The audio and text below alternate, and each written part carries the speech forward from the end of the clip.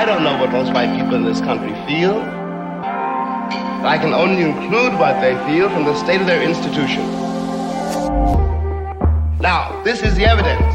You want me to make an act of faith, risking myself, my wife, my woman, my sister, my children, on some idealism which you assure me exists in America, which I have never seen.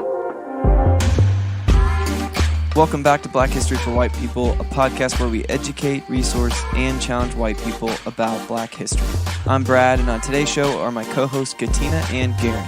Today's topic is Angela Davis. We first talk about her early life and how she was raised in elementary school up through college. We then start to discover what shaped some of her political views as she was growing up, talk through some various stories and run-ins that her and some of her colleagues had with the LAPD, her involvement in SNCC, a little bit about the Soledad brothers, and we end this part 1 of 2 episodes with Angela and her friend Helen on the run.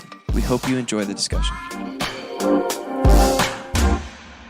Okay, today we're talking about Angela Davis, and I'm not sure we're going to be able to get through all the information that Garen and Katina have compiled, but let's start. I have a little bit of background with who Angela Davis is and some of the work she's done, but let's dive in. For the listener that has no idea who she is, let's talk about her. What do we need to know? Angela Davis, unlike most of the people we've covered so far, is still alive and still active in work and activism. So I want to start with a quote from her, and then that'll kind of launch us into the conversation. Okay. She said, "The police lynching of George Floyd was not so much the cause of the enormous surge of marches, rallies, and demonstrations that gathered steam as they moved around the world, as the catalyst for these mass actions. In order to provide a conscious assessment of the reason so many people felt compelled to protest the act of blatant, violent racism, a much longer view of history is required. The movements of the late 1960s and early 1970s didn't simply fall away after they ceased to command the attention of the mass media." So she's drawing our attention to something at the very beginning of this whole podcast journey. We kind of highlighted the same thing, this point that the movements of today and what's happening in the world today is built on this foundation of the teeming energy of the things that have come before. And so let's look at that past, and specifically, she highlights the actions of the 1960s and early 1970s, and so that's where we're going to kind of spend time looking at her story. But before we get to that, we need to talk about her childhood and upbringing. Angela was born into a government housing project on 8th Street in Birmingham, Alabama. She describes it saying, "All the buildings looked the same, and there was no room for plants to grow, but the people were friendly." In 1948, her family moved to a house in a white neighborhood, and they were the first family to move in, so they were the first ones to really integrate this all-white neighborhood. And she was only 4 years old. She says that she was aware that their new neighbors were different, not necessarily because they were white, but because they scowled at her. The white families claimed that the family, the Davises, would be left in peace as long as they always stayed on the east side of Center Street. But if they crossed, they were threatened that it would be war. So it was a hostile environment, but one in which they had a good bit of land. It was not like a crowded neighborhood. They had land, and she was able to have her own space and her own peace, but also there was this kind of hostility that was nearby. That's that kind of thing where I think a lot of white people don't try to sympathize with. Okay, yeah, so could black and brown people move into neighborhoods, to some neighborhoods, and could they live in certain places? Yeah, I guess they had the freedom to do that. But then, like, imagine being a black or brown family, and this is where it's, I think, hard for us to imagine that. It's like, imagine being the only one and then moving into an all-white neighborhood. And all those white people are not, like, super welcoming, friendly, and loving the fact that a black or brown family is coming in, you know? It's like, it withers away that whole idea of, like, you know, there wasn't anything against the law. Yeah. You know, they could do it. And it's, like, such an unsympathizing way to view history. Yeah, even after housing in America was officially desegregated, you had, and we'll see this in the next turn in this story, is there was still violent opposition to integration of neighborhoods. And that's where this goes. And I think you don't even know that I'm going here, but you transitioned it well. Her neighborhood came to be called or referred to as Dynamite Hill because Wow. of the number of house bombings of black families that moved in. That every time a black family would move in and would cross that line to the west side of Center Street, the sheriff, Bull Connor, would announce on the radio that there would be blood that night and the house would be bombed. And so the whole neighborhood came to be known as Dynamite Hill. So she had this relative calm because they stayed on their side of the street. But she lived on this kind of front line of racial injustice and racial hatred. And the glares she got from the other side of the street weren't just social rudeness. They were actually like threats. It's hard for people to imagine that was real. That was a reality for our grandparents. And, I'm in my 30s. She's still alive today. She's a college professor today. And that was... Yeah, I just think it's so easy for white culture to just blow over that and like, oh man, that was bad. But man, really think about that. People's houses were blown up from, we would call them terrorists. That's what they were. Yeah. But it's not like they were these international spies looking for files that would corrupt, American views. It was like, no, they just hated black and brown people. Mm-hmm. It's hard to sympathize with that, but that was a real thing. Yeah. And I think it's an interesting thing in the psychology of being part of an oppressed group is you still have to find joy in life. And in the midst of the difficulty of what was going on, she still found joy. Of this quote from her describing her childhood, she says, "As a child on the farm, I did not distinguish work from play because the work there was novel to me and because I was not forced to do it all the time. When I fed the chickens, I would laugh at the way they all raced for the feed and gulped it down. When I gathered the eggs and fed the slop to the hogs, milked the cows, and led the workhorses to the watering trough, I was enjoying myself." She still found peace and joy in the midst of that. And so even though there were these strict limits put on where she could even physically go, the stores that she could go into and the things that she could do, she found joy and fought for joy.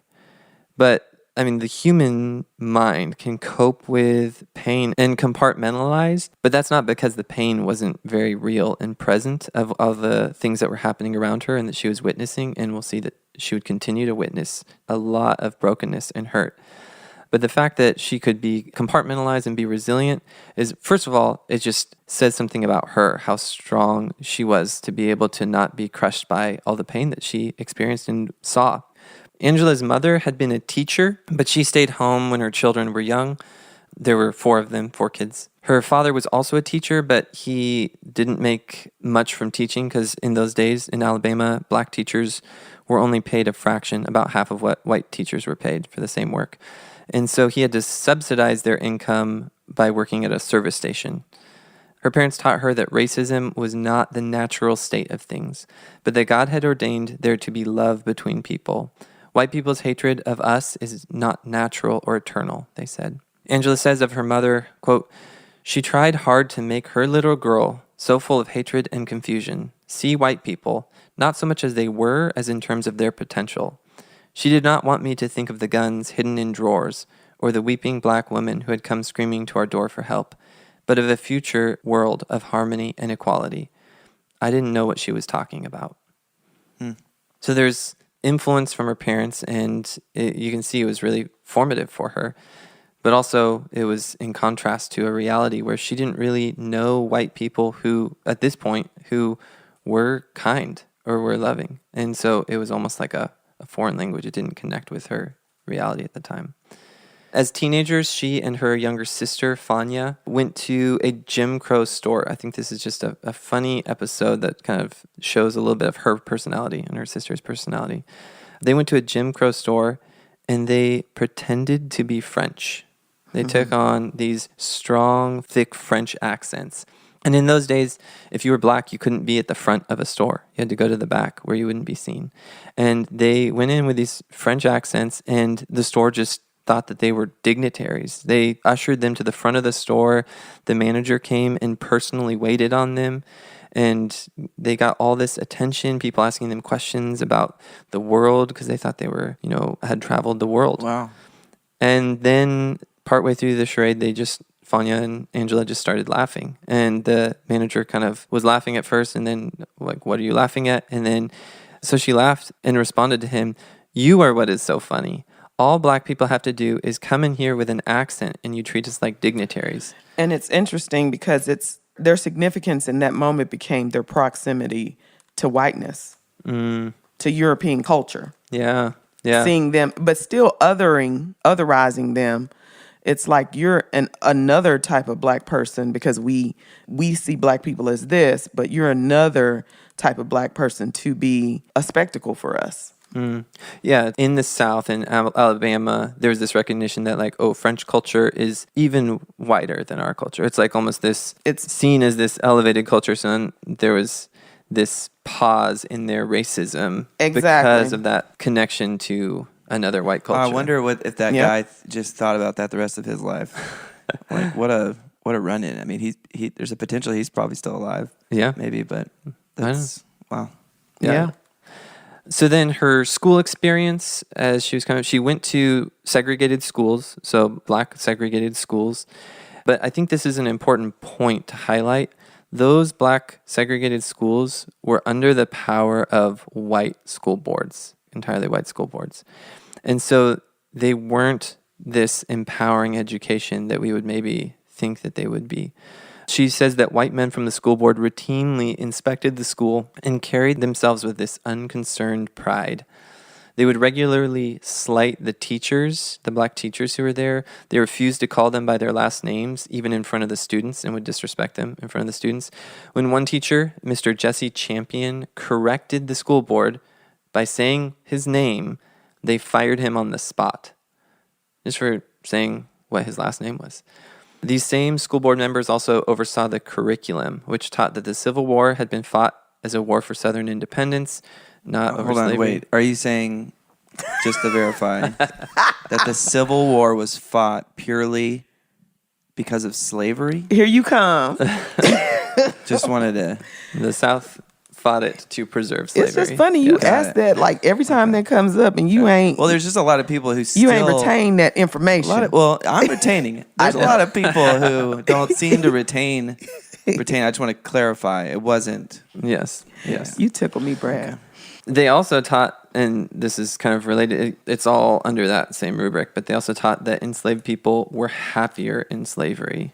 The happy darky narrative is what, Yeah, which you would think that it would be kind of a safe space. Inclusive, Yeah, a space where black people could learn their history from their community and empower the next generation. Hey, you guys do your thing over there. We're going to do our thing over here. But it wasn't. It was the white school board would give them this curriculum, force them to use this curriculum, have this constant threat of being able to fire any of their teachers for these little slights. So it's really not an empowering place. I'm going to pull a Brad. So you mean to tell me that during that time, during Jim Crow, that white people were threatened by black history? Yes. That is so foreign, like, to me. Like, I cannot understand and compute with that anyways. Yeah. So it is not a novel thing in our generation that true history is threatening to people who want the narrative to justify their worldview. This is exhausting, but yeah. So Angela also referred to what she called Booker T. Washington syndrome. This idea of pulling ourselves up by our bootstraps, which was part of what the school board curriculum taught, was this idea of you just need to try harder and work harder and pull yourself up by the bootstraps, but not rock the boat or change the system. And it's called Booker T. Washington syndrome at some point. And we've talked about him before a little bit, but he was a complicated figure. We'll probably do an episode history on him, but we've talked about him a lot, and he's tied into a lot of different episodes, even our episodes that are on Dallas specifically. We talked a little bit more about him. And this whole idea of like this bootstrap ideology, it kind of backfired on the black community and was harmful to the sense of understanding of self in the Black community, because it reinterpreted Black poverty as a sign of Black laziness and eroded the sense of self and reinforced racial stereotypes. So it wasn't this empowering vision. It was almost this like, well, then what does that say about us? Right. Rather than recognizing that the Black community was where it was because of all this oppression and racial injustice. Kind of like telling women to get up off their effing behinds and go to work. The headline that we've heard recently. Have y'all heard that one? No. A very famous person who is very privileged and has a lot of reality TV money and residuals and came from a wealthy family. What would you say to women today? Get up off your effing A and work. Y'all look that up. Yeah, yeah. Sounds like a very inspirational Very, very leader. Someone who's rich and privileged to tell people to get up and work. Just be rich and privileged, people. Right. Jeez. Yeah, why can't you be privileged? Okay, so jumping back in, the NAACP was part of her early childhood because her parents were both involved. But then Alabama made it illegal. They criminalized membership in the NAACP. And Angela's parents received bomb threats for their defiant stand, being a part of it. But to kind of get around the law in Alabama, the membership there kind of morphed into the Alabama Christian Movement for Human Rights, which was headed by a Reverend Shuttlesworth. And on Christmas night, on the eve of a planned boycott that they were going to do of the busing system, dynamite ripped apart the home of that Reverend Shuttlesworth. And this was someone that Angela's family was close to.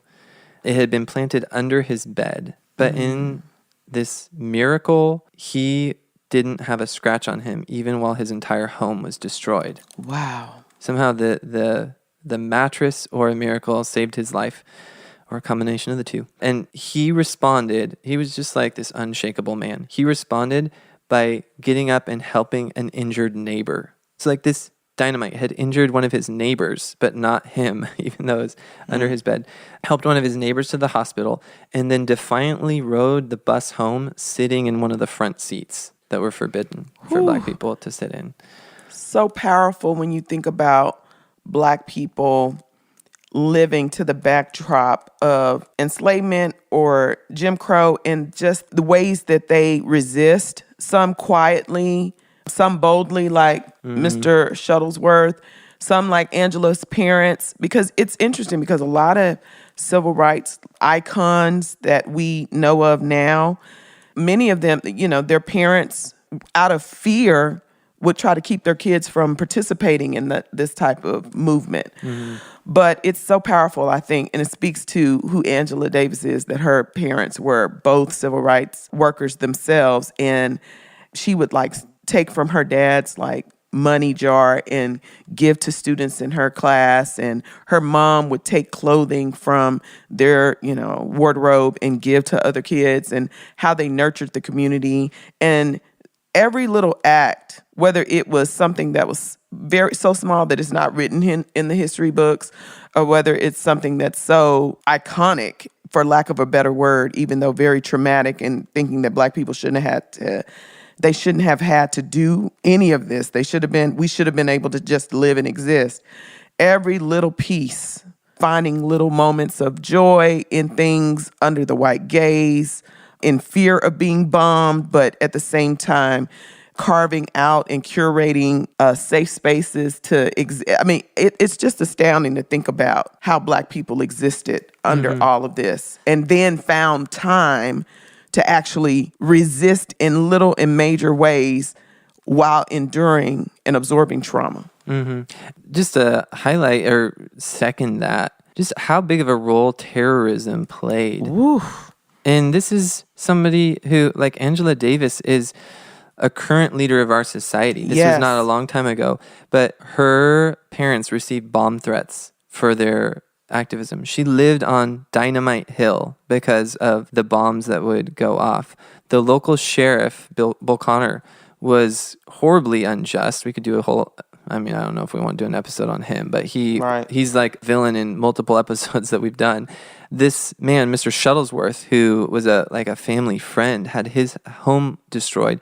This was a constant continual feature, and it's going to come back again in the story. Like, we're not even done listing the acts of terrorism that personally touched her. Including, and I'll mention this one, it's so funny, we don't think about our civil rights leaders and figures, how they had so much proximity to each other. So Angela Davis' family, I think I saw a video where she talked about how her family knew Medgar Evers' family. And interestingly enough, he died. He was shot down in front of his home. Mm-hmm. And he was a civil rights leader and in Mississippi. But his wife had fought for 30 years, Merle Eggers, who is still living. Mm-hmm. She's 89 and she's still alive, and she fought for 30 years for the man who killed her husband to actually be in prison, go to prison. Wow. Yep. So many layers. Yeah, and we'll revisit this before we finish this episode. Even more layers that get added to that. Yeah. You guys have probably heard us talk a lot on the show about how we are made for love and relationship. And in America, we tend to try to get through life alone. There's this cultural value of individualism where we just try to be strong and not share what's difficult with others. But we want to push back against that and encourage you guys to engage with others. And BetterHelp is a resource that we would push you to. BetterHelp is an online opportunity to pursue therapy in a way that is safe and convenient. BetterHelp gives you the opportunity to communicate with a licensed and professional therapist. And you can start communicating in as little as 48 hours. And if you're one of our listeners, you can get 10% off your first month. You can go to betterhelp.com/blackhistory to take advantage of that offer. Again, that's BetterHelp, HELP.com/blackhistory.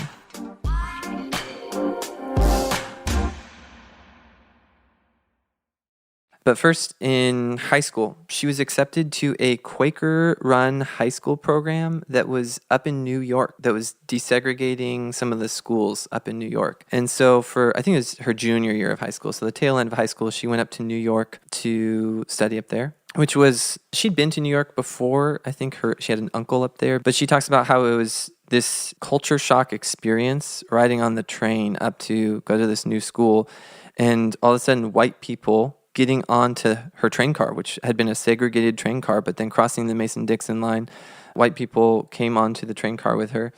And she wondered to herself how she was going to make it in such white spaces, because white people had always been danger to her family, to everyone she knew. White people weren't safe in Alabama. And so carrying the weight of that trauma, she says, the impact of racism upon me had been so tremendous that I knew I would have to exercise great effort to fit into a predominantly white world. I would have to be open and guarded at the same time. I did not yet know what I would also encounter was white liberals' tendency to be over-solicitous of their few black acquaintances, but I would try hard to be at ease, to be accessible to whatever humaneness and kindness they would show me. Wow. So you can see the influence of her parents there. She was fighting for a worldview that was open and not just, you can react in the face of that kind of treatment that she faced. You could react by just hating white people and coming to like a militant attitude, but it takes a special kind of character to not just react and resort to that, but to try to remain open, to fight to remain open to loving and knowing and being connected to people who are frightening and unsafe. But she fought for that. She studied, and we're not going to go into the full details. She went to a few different schools and moved around, studied abroad in multiple different universities.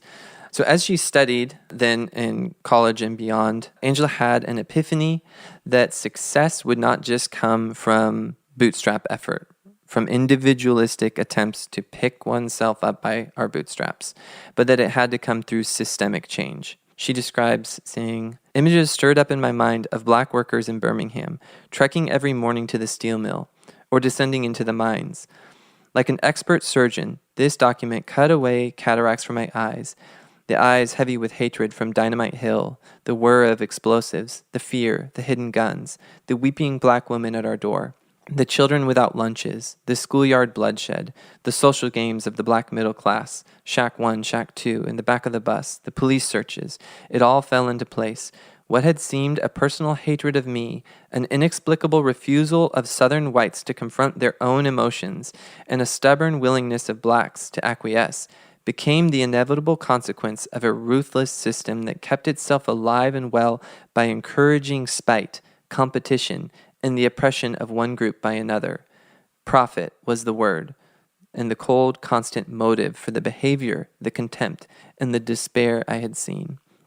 So Angela came to see that the downside of capitalism was behind so much of the pain, so much of the terroristic violence that she had witnessed and experienced, so much of the suffering of her community was driven by this profit motive of people who were in charge of industry or society, who were trying to foment racism and racial division in order to maintain control. And this is something we haven't talked extensively about the labor movement, but this also plays in with the labor movement because there's this dynamic at that point where capitalists were basically trying to divide black labor from white labor and play them off of each other to negotiate down wages. Because they knew that if unions became integrated and white and black laborers kind of stood fast together and said, no, we're only going to work if you raise our wage to this, then they would have to pay that. But if they can keep them divided, they can just play them off of each other. Right. And so capitalism really was, at that point, causing a lot of racial division. A lot of it was fed by capitalist leaders of society. It was a tool of white supremacy. Mm-hmm. Yeah. And so she started to see that, and where she went with that was towards communism. And we've talked about before how communism was doing outreach with black communities, because how would that not have appeal to you if you are in a racial caste where you cannot get a job doing, like a lot of industries just would not hire black people in those days, or a lot of degrees, a lot of colleges wouldn't accept them, a lot of degree programs wouldn't accept them, a lot of certifications weren't open to them. Mm-hmm. And so then for communism to come and say, hey, let's create a world where it's completely equal and everyone has equal opportunity. Also in Russia, I think there was still racism, but there was less racism, or black people had more opportunity in a lot of communist societies. And so there was appeal to that. And we've talked about communism before, and how I think communism is, in its attempt to create perfect equality, it doesn't work, because the only way you can do that is through authoritarian force. And so communist countries end up becoming authoritarian. But the appeal of what Angela saw in communism, what she was going after, what her heart was actually resonating with, was a very good thing. A desire to move towards equality, to end the racial caste system. She later on advocated for prison reform, for a lot of reforms. We'll talk about them later. I'm not going to go over all of it now. But a lot of movements and reforms to try to make society more equal and have more opportunity for everyone. Well, and I think that we need to be careful, because we were talking before we recorded, and we don't have to defend or denounce communism. We know a tool of white supremacy is propaganda against communism, against socialism, and a lot of ideas of fighting oppression or resisting have been categorized as socialist or communist, which is a lot of that effort is propaganda to basically just shut things down or shut people down or say that they are not one of us, to otherize. But the thing about it is that, of course, black people were going to wrestle with ideologies and different political positions just as much as white people do. And white supremacy has done it to its own advantage. White supremacy uses capitalism and this whole romanticizing of democracy and this romanticizing of patriotism, when we know that the founding fathers, they did things that were horrible, but they still can idealize, romanticize these people. Whereas black people, they will take one little thing in our lives and they will just, like, she was a communist. Oh my gosh, she was a communist. We need to be able to come to the table and look at people's lives and look at the whole of what they were about and who they were. And she ended up leaving the Communist Party, which she doesn't really owe us that. Mm-hmm. Yeah, in 1991, this is a quote from her, she said, "Most of us left the Communist Party in 1991 after failed attempts at internal democratization." And then she went on to become a founding member of the Committee of Correspondence for Democracy and Socialism. And so she valued democracy, and I think she saw the same thing that is my main concern with communism, is that it falls into or degrades into authoritarianism and ends up, a lot of communist countries as we see them in the world, as we see it actually expressed, it ends up stripping freedom from people. And she was not at all about that, and she explicitly said that that was her concern with communism. So I think she had this ideal communism resonated with, or kind of, she had this ideal of a world that's fair, where people don't have so much power concentrated that they can oppress others. And that is something that we bomb their homes. With. Yeah. Yeah. And then how to get from here to there, she wrestled with, because she was like, I don't actually see the path of how to make it work. But communism had an appeal to her that I think. And I think she said, there's a quote from her that sums this up really well. She said, you see, many people assume that the only way you can support someone like Barack Obama is to agree with everything he says. And that is not a good support. That is not the best way to support anyone. So, she was a great critical thinker who wrestled with the topics, the issues. With how to make a world where power doesn't abuse people. Right. And so I would just encourage listeners, if you think power should not abuse people, then don't be scared off by the label communism, that she kind of wrestled with whether or not to wear that label throughout her life. But instead, just listen to her what she was about and the ways that she tried to keep power from being abusive. And you'll see like, oh, okay, actually, I resonate with all that. So getting back into the story, yet we're not fully going to get into all of her views yet, but we'll get into that later. Getting back into the story, so she was studying abroad in Paris, starting to wrestle through all of these things, when she got news that shook her of the 16th Street Baptist Church bombing back in Birmingham. And I think that news shook all of America, but it did something different to Angela because she recognized the names of all 4 of the girls who were murdered. Carol Robertson, Cynthia Wesley, Addie Mae Collins, and Denise McNair. They were childhood and family friends for her. Carol Robertson was close friends with Fania, Angela's younger sister, and she and Fania tagged along with Angela when they were little. When Miss Robertson had heard about the bombing, she asked Angela's mother to be the one to drive her to the church to pick up Carol, and only at the church realized that her daughter was killed in the bombing. So Angela's mom was there for that, to walk with her through that grief. The Wesleys lived just a few hundred feet from Angela's home, so they were nearby neighbors. And they had been childless until Cynthia had come to live with them, and they adopted her. Cynthia had been a playmate of Fania's as well, and Angela's mother had taught Denise in the 1st grade. Wow. So it hit close to home, and this is stacked on top of everything we said earlier, of the other forms of terroristic violence that Angela had been touched by or had experienced. And the overlapping of how one when we think of these historical figures and their stories, we don't humanize them enough. But yes, of course, these people were working, they were living, doing community together, and one person's story pours over into another person's life because they were neighbors and they were serving together and they were fighting together and they were going to church together, going to school together, seeing each other at the grocery store, giving each other rides. So I think that's something that, people need to really grasp to that concept, that these are not just individual people with isolated stories, that a lot of these stories are so heavily intertwined. It's just... wow. The whole community was thrust into grief. And I mean, think of what that would do to the psychology of a community that's been told, pick yourself up by your bootstraps, and then simultaneously is facing terrorism and threats of violence for buying homes, for like the very things they're being told to do, and then watching their children be killed, and then knowing that if we do anything to react, like anything that we do as far as like unrest or any kind of seeking of vengeance or self-defense, is going to just cause a tenfold backlash. Yeah. So there's like a grief and a powerlessness to that community. And I think most of us have heard of that bombing, but just to wrestle with how much deeper it went for those who were close to it and how it affected the community. And that again, I mean, we always say this, that it was not ancient history.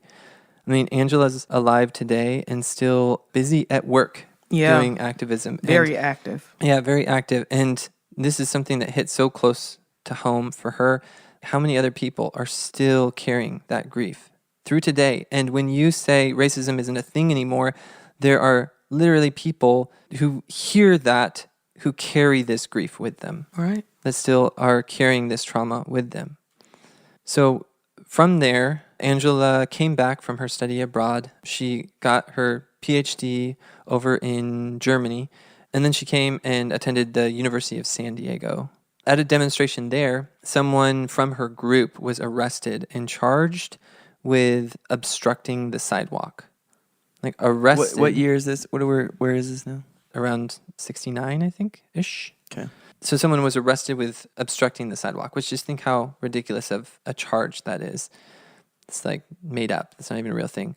And that was because they were passing out literature for, I think it was communist literature. And so Angela and others in her group went to the station to inquire why that had happened and asked the police chief if other groups like the Jehovah's Witnesses were also arrested when they obstruct the sidewalk, because that's a regular thing to pass out literature. Are you doing this to everyone? And he was put on the defensive and then got frustrated and just arrested them.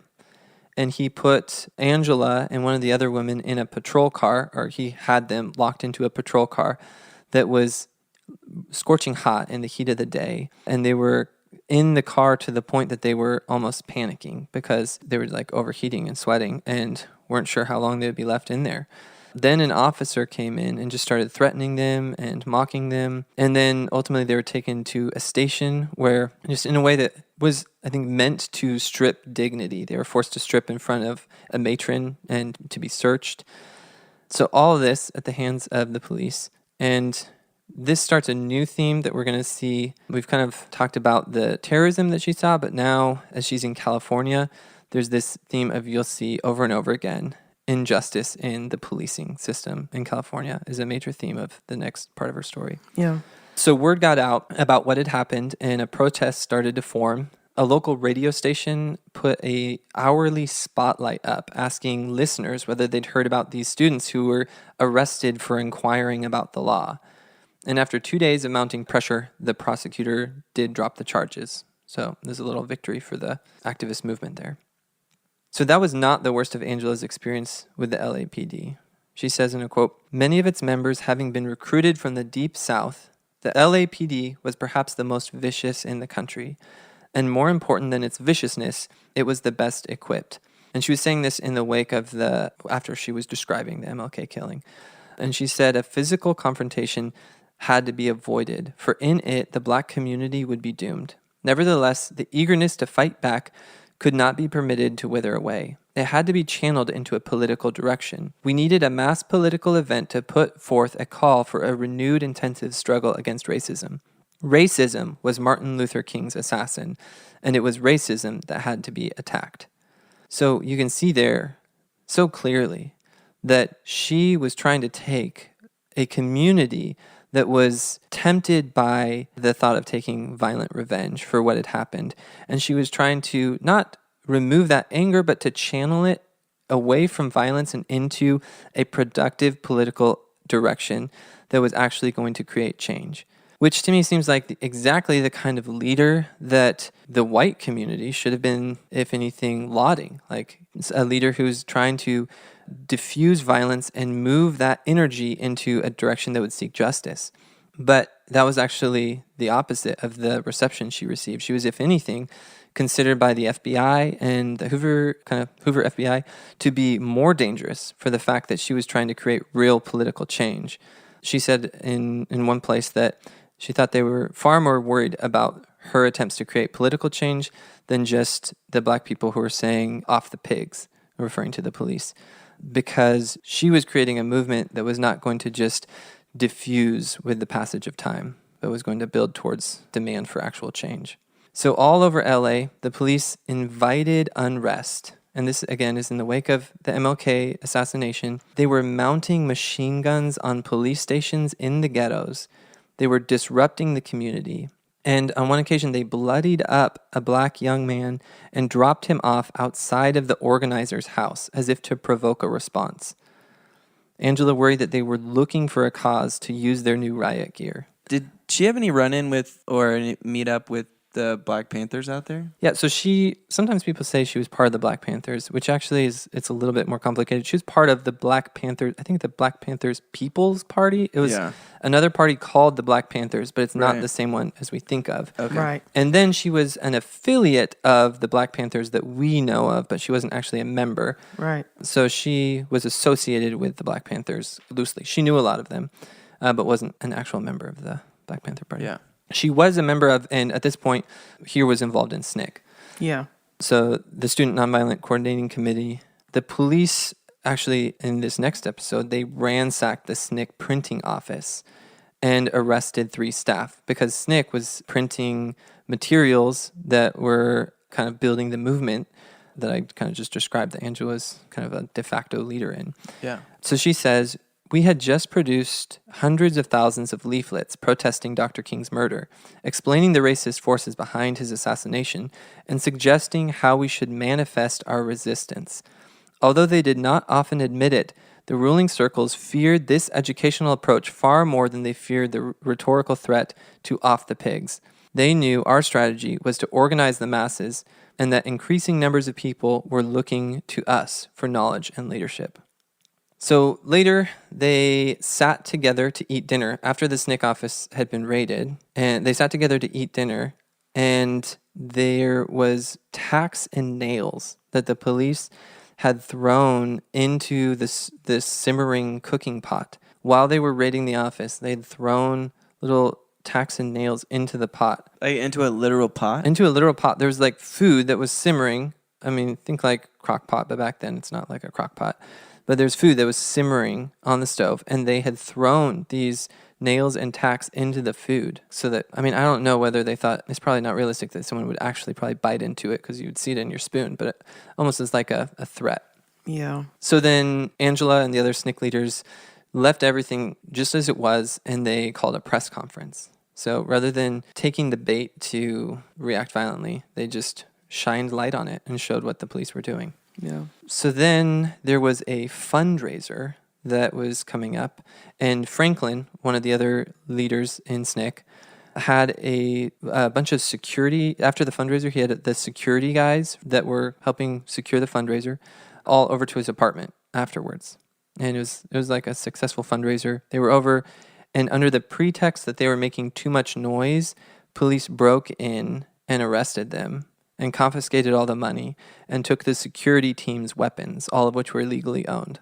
And they charged everyone there with armed robbery, even though like the money was from a fundraiser. And this was all done, in reality, it was done because Franklin was about to lead a rally the next day to protest the murder of Gregory Clark, a man whom Officer Warren Carlson had shot dead in the back of the head while he was handcuffed for having supposedly stolen a car that he actually owned. So this police, I mean, this is like a precursor to the modern day slangs that we hear Black Lives Matter talk about. And Angela, at the start of this episode, we gave that quote about how you have to understand what happened in the 60s and 70s to really get what's happening today.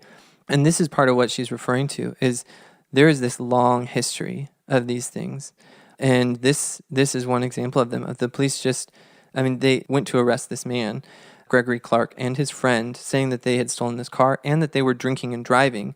And even after they showed that what they were drinking was soda, the police, because of their protests of this isn't right, threw them on the ground, arrested them, and then ultimately shot Gregory. And a white jury... Yeah, I was going to say, did he get in trouble? Let him off without any consequences, Wow. saying that it was justified. And the SNCC movement actually even did a mock trial and did their own trial, but they had no power to actually implement a sentence. But they did their own trial to just try to show that the evidence that he was guilty. So they arrested Franklin for trying to draw awareness to this, but instead of disrupting that planned protest, SNCC just changed the venue of the protest that was going to happen the next day to the courthouse where Franklin was being arraigned. And in the face of this massive group that was coming in and protesting, the judge, under that pressure, released Franklin and his security team. So that was, again, a win for the community that helped the Black Power community feel like they actually maybe could start to make some changes. They were seeing that they were having some success by drawing awareness to some of the things that were happening. Right. The FBI was catching wind of everything that was happening, and they were trying to smear Angela Davis. They sent in FBI agents or hired people to smear her at her university. Mm-hmm. So at UCLA, she got a job at UCLA, and they placed multiple letters in the school newspaper. I think it was the school newspaper. Yeah.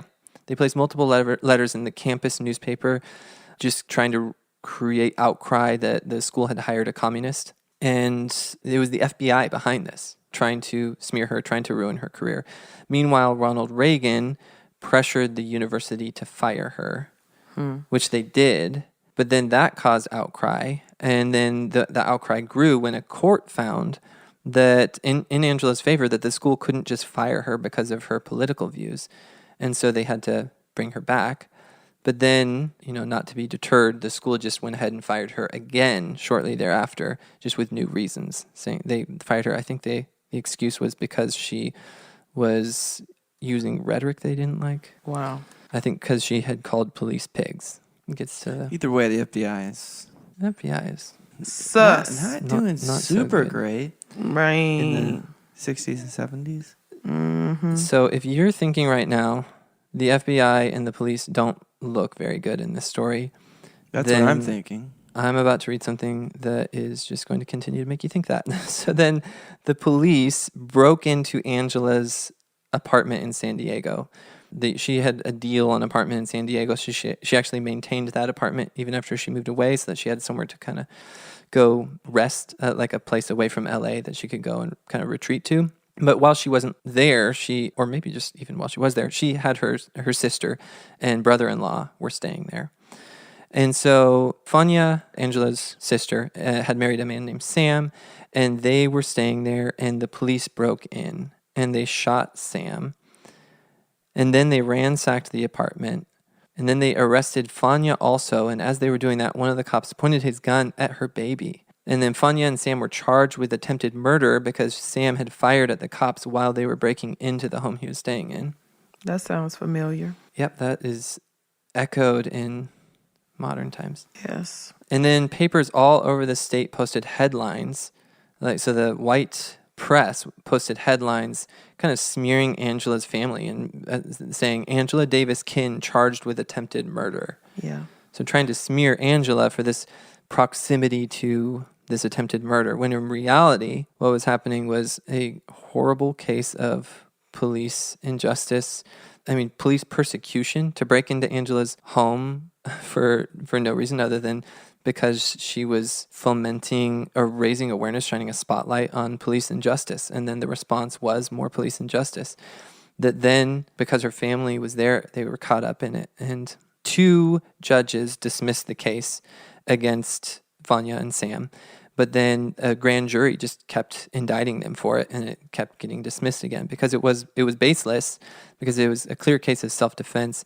But you can see how this white grand jury was just continuing to try to press for charges. Where are we at with no-knock warrants and stuff? Is that still, can police still do that in places? To my knowledge, there's been states and localities have moved away from, but there's been no federal legislation that has ended no-knock warrants. So I think there's less places that can do them, but they still happen. There was one just recently, really recently, that resulted in a young man getting shot and killed. He wasn't even the one they were looking for. Mm. So yeah, I think they still happen. So in this next chapter of the story, come to the Soledad brothers. Soledad was a prison in California, Soledad prison.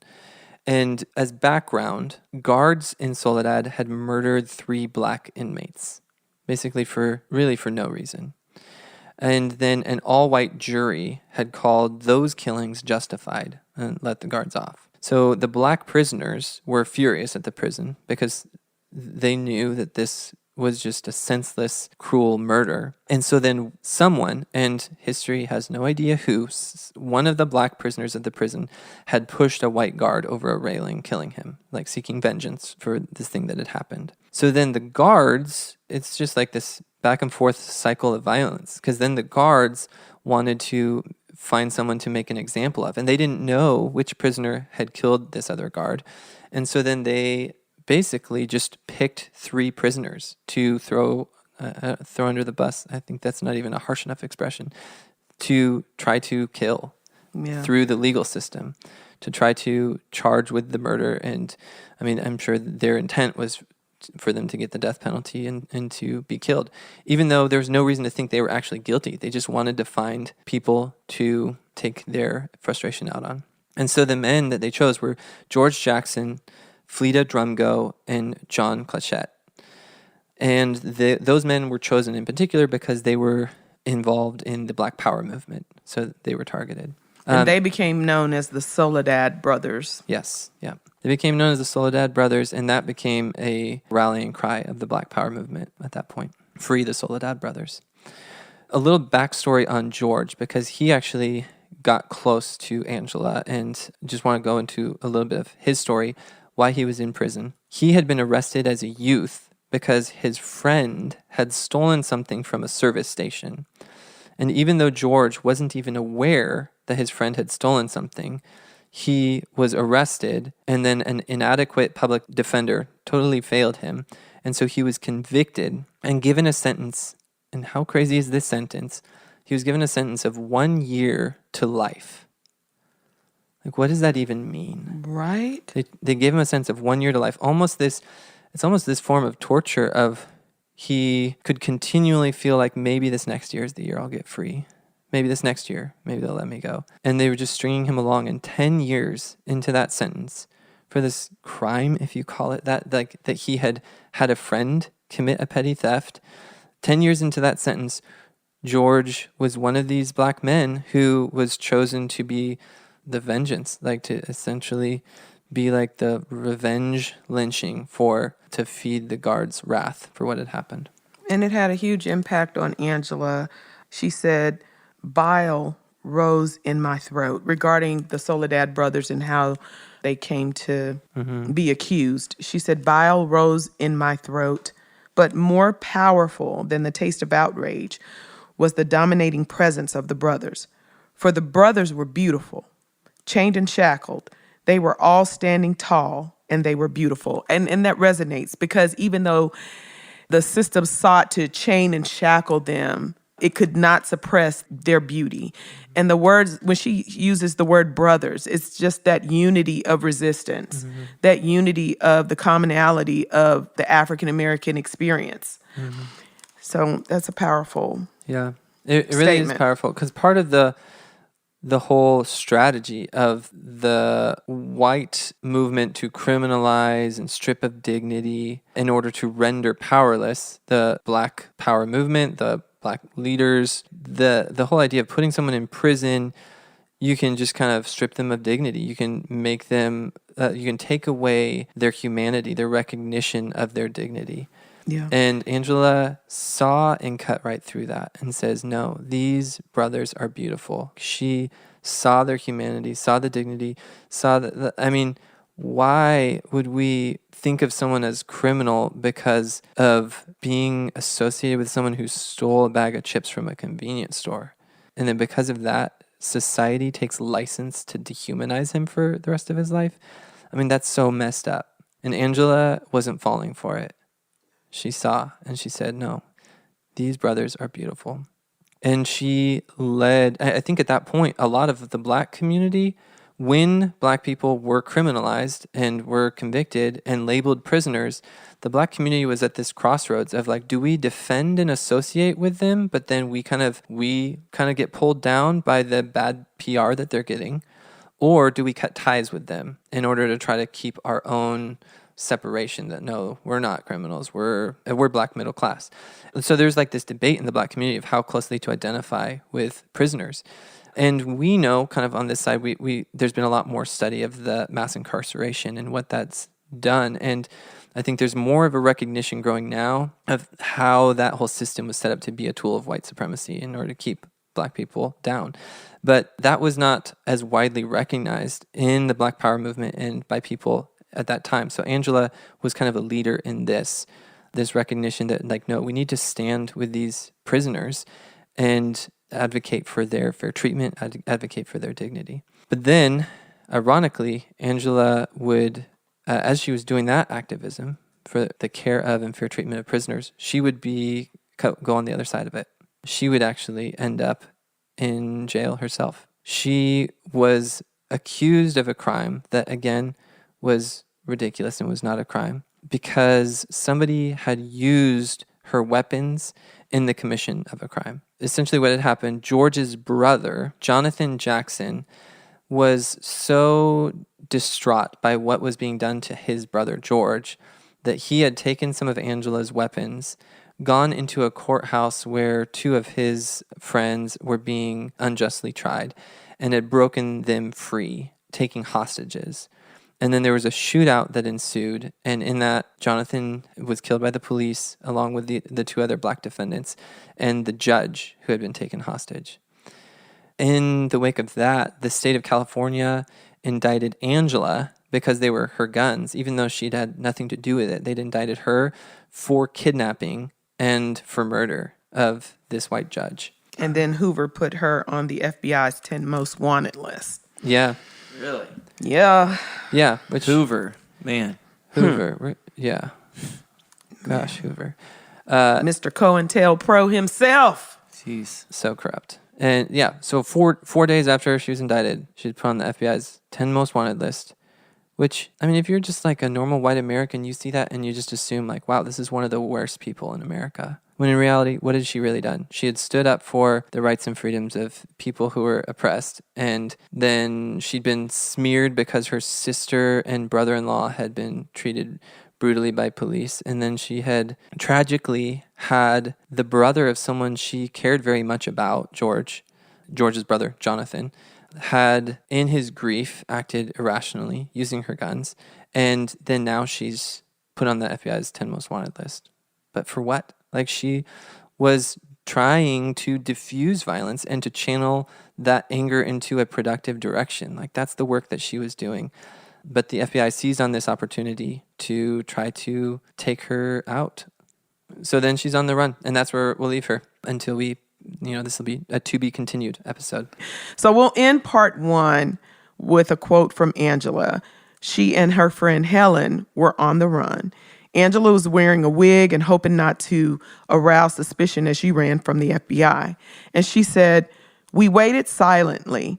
Hidden behind drawn curtains, we listened to the street noise coming through the slightly open balcony window. Each time a car slowed down or stopped, each time footsteps tapped the pavement outside, we held our breath, wondering if we had waited too long.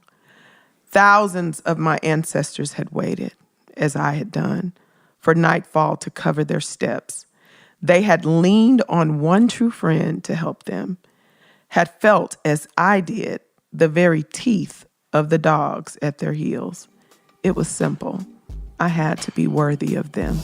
Thanks for listening to this episode. If you're looking for more information on what we discussed, take a look at the show notes or go to blackhistoryforwhitepeople.com. If you'd like to play a supportive role in the podcast, you can check us out on Patreon at patreon.com/blackhistoryforwhitepeople. On our next episode, we will be continuing this 2-part series on Angela Davis. We'll leave you with this quote from Lena Horne. "It's not the load that breaks you down.